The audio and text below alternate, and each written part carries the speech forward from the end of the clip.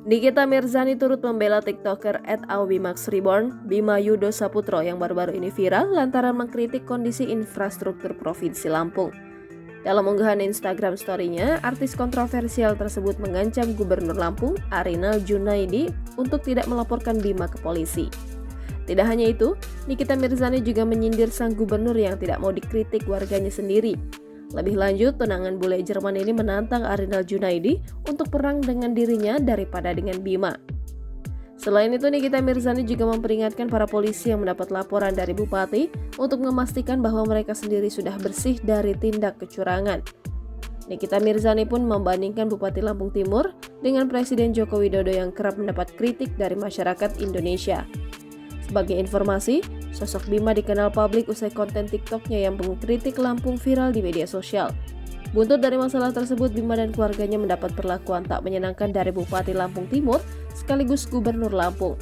Bahkan rumahnya sampai didatangi oleh polisi yang meminta seluruh identitas Bima.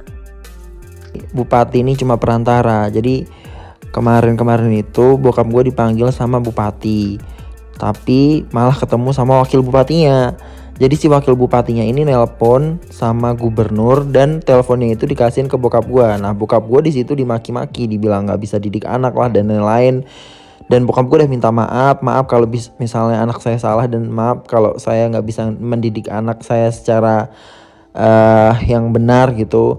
Dan kata gubernurnya, iya saya maafkan, tetapi tetap diproses secara hukum. Kata gubernurnya gitu. Jadi intinya gubernurnya, bupatinya, semuanya jajaran ya makanya gue anti banget buat mereka yang pemerintah di Provinsi Lampung yang datengin rumah gue sampai detik ini didatengin. Dan besok katanya ada konferensi pers, gue nggak tahu ya. Karena mereka tuh mau membangun image mereka lagi gitu, kayak seolah-olah baik gitu. Padahal mereka yang sebenarnya mengintimidasi dari awal gitu. Kok tiba-tiba mau pura-pura baik gitu kan kayak. Jangan lupa subscribe, share, komen, dan like ya.